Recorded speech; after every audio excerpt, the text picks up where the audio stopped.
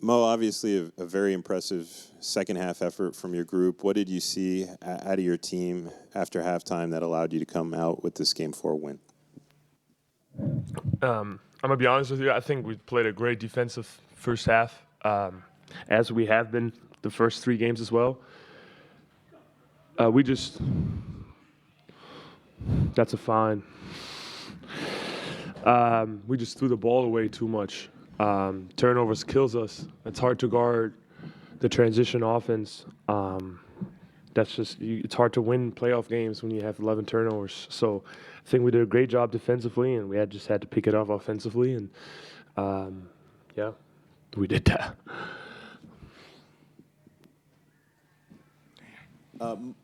Mo, what'd you see from your brother tonight? Especially after Paolo had 30 the last game, and then he comes back and responds with 30. I always say this on a local level. You guys put me in a hard spot. I give him this much credit. Obviously, he's incredible.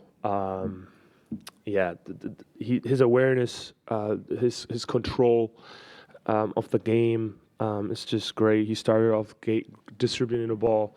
I let the game come to him. He plays with great energy, and he was locking up defensively. Again, I got to drive home with him, so I'm going to keep it in check. I'm not going to exaggerate here, but that was one of the best games I've seen him play.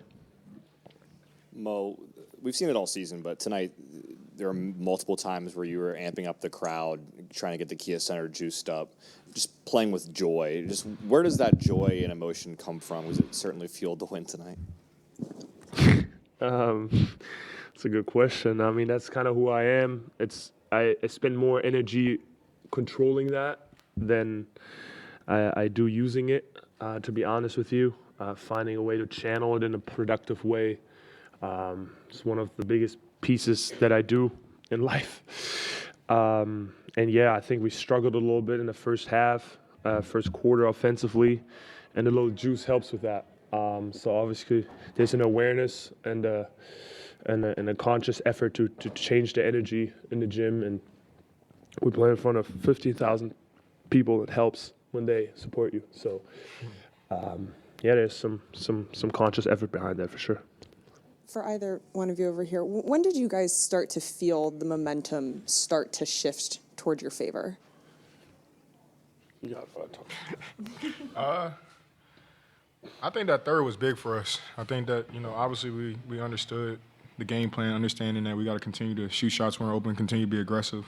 I'm pretty sure we already talked about all the turnovers we had, but I think that third quarter defensively we really locked in, and then it translated into easy buckets for us offensively. So I think the third quarter was huge for us. Like runs within that third quarter, a lot of big plays, a lot of moments, Mo, where you were starting to hype them up, or guys were getting into it with other teams getting chippy. Was there a specific moment within that third that you guys kind of all looked at each other and said, if we just continue to strike now, we can run away with this? Yo, when J.I. pulled up on that 3 after a free throw, I was like, what is going on? I mean, if you make shots like that with that type of swag, it's really hard to beat that. So it's easy to say that now because it went in. But that's how games go sometimes. Mo kind of mentioned it, that you guys thought you played a good defensive first half, minus the turnovers. What was said in the locker room, or what was the mindset coming into that third quarter? Obviously you didn't know what was going to happen that third quarter. What was the mindset to help kind of flip things? Just understanding that we don't want to beat ourselves. Obviously with all the turnovers, I think it was a certain amount of turnover for 12 points, and we really wanted to lock in on that. And then our defensive energy has been great all night, I think all series as well. So I think we all understand how important it is to start off the first quarter well, and also pretty much the same thing coming out of half. So we all know, man. We all locked in. We all understood the assignment of going out there and having a great start, and that's what we went out there and did. Markelle, given everything you've gone through throughout your career, throughout this season, just how rewarding is it to help this team win in the playoffs? That's huge.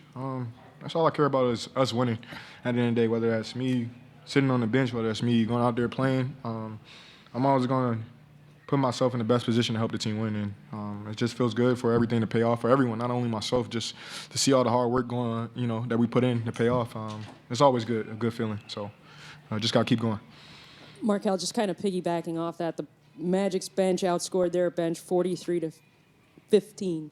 how rewarding is it for the entire bench to go out and contribute like that in such a big game? It's big time. I think that's one of our superpowers. You know, we got a lot of guys who can do multiple things, who can score the ball in different ways. And when we play like that, we're very hard to beat, you know.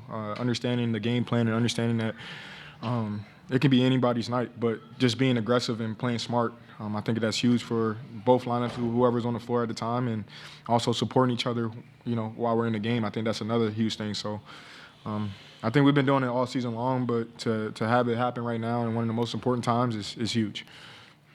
Mo, this one's for you. So Jared Allen, after Game 3, said he kind of felt like he was out of the paint and kind of in the corner a lot. And then it seemed in that first half he was in the paint a lot, and it kind of, you know, caused a lot of problems for you guys. What changed in that second half, and how has that matchup kind of, you know, dictated the series? You're talking about Jared Allen, where he was on the court. I don't really control that, but I have a lot of respect for Jared Allen. It's crazy in a playoff series, you play the same team 4 times in a week. You start feeling emotional about the opponent a little bit, and it's getting a little more